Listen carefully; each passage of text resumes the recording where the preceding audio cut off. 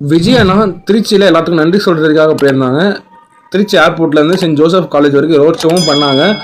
அந்த send Joseph காலேஜில் என்னென்ன பேசினாங்கன்னு பார்ப்போம். ஃபஸ்ட்டு எல்லாத்துக்கும் மிகப்பெரிய நன்றியை சொல்லியிருந்தேன். ஏன்னா அவங்க அந்த இடத்துல போட்டி போட்டிருக்காங்க. அதே மாதிரி போட்டி போட்ட இடத்துல 1,00,000 வாக்கு வித்தியாசத்தில் ஜெயிச்சிருக்காங்க. ஜெயிச்சுப்போ அந்த இடத்துல ரிசைன் பண்ணுறாங்க. ஏன்னா விஜய் அவனால் கண்குள்ளே வச்சு டக்குன்னு அவங்களால எந்த ஆக்ஷன் எடுக்க முடியல. டக்குன்னு அந்த இடத்துக்கு போக முடியுமா, திருச்சிக்கு போக முடியுமான்னு கேட்டிங்கன்னா உண்மையிலே போக முடியாது. ஏன்னா அவங்களுடைய தலைமை செயலகம் சென்னையில் இருக்குது. அப்படிங்கும்போது சென்னையிலேருந்து உங்களுக்கு பெரம்பூர் பார்க்குறது ஈஸியாக, இல்லை சென்னையிலேருந்து திருச்சி பார்க்குறது ஈஸியான்னு கேட்டிங்கன்னா சென்னையிலேருந்து பெரம்பூர் பார்க்குறது தான் ஈஸி. ஏன்னா உங்களுக்கு அவங்க கண்பாட்டிலே இருக்கும் பெரம்பூருங்கிறது. பட் இங்கே திருச்சிங்கிறது அப்படி கிடையாது.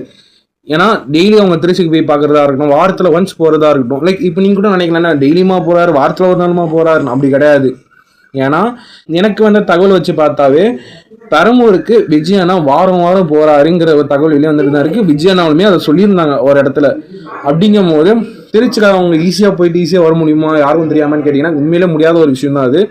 அதே மாதிரி என்னன்னா அவங்க அந்த 200 யூனிட் ஃப்ரீ விஷயம் ஓகேங்களா, இந்த எலக்ட்ரிசிட்டி பற்றி சொல்லிட்டு இருந்தாங்க. நான் ஃபஸ்ட்டு உங்கள்கிட்ட சொன்ன விஷயம் தான். பட் எழுத்து மூலியமாக நான் சொல்லியிருந்தேன்.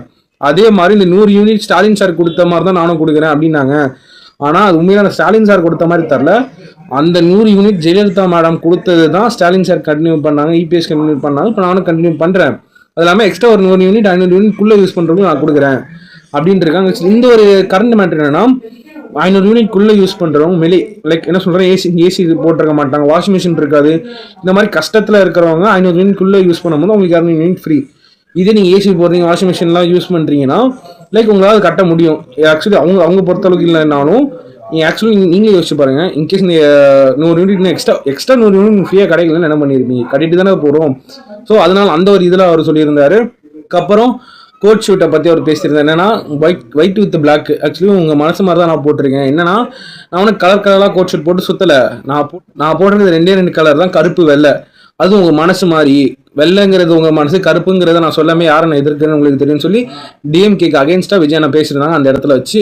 அதுக்கப்புறம் வந்தோன்னா இந்த விவசாயிகளுக்கு கடன் தள்ளுபடின்னு சொல்லியிருந்தாங்க இல்லையா. ஆக்சுவலி அந்த மாதிரி என்னன்னா நான் சொல்லியிருந்தேன். ஆனால் இப்போ என்னால் அது பண்ண முடியுமான்னு கிட்ட முடியாது. ஏன்னா ஸ்டாலின் சார் கஜனாவை ஃபுல்லாக தொடச்சி வச்சுட்டு போயிருக்காங்க. அப்படிங்கும் போது அப்போ நான் அந்த விவசாயிகளுக்கு தள்ளுபடி பண்ணால் அது இன்னும் கவர்மெண்ட்டு இன்னும் நஷ்டத்துக்கு எடுத்துகிட்டு போயிடும்.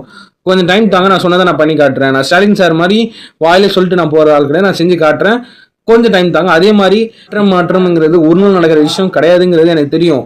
ஆனால் ஒரு நாள் அதை நடத்தி காட்டுவேன் அப்படிங்கிறத விஜயண்ணா தெரிவிச்சிருக்காங்க. இதுக்கப்புறம் நிறைய பேசியிருந்தாங்க. அது அடுத்தடுத்த பாட்டில் பேசலாம். அது வரை உங்களை விடைபெறுவது உங்கள் MS தந்தோஸ் பாகேஷ்.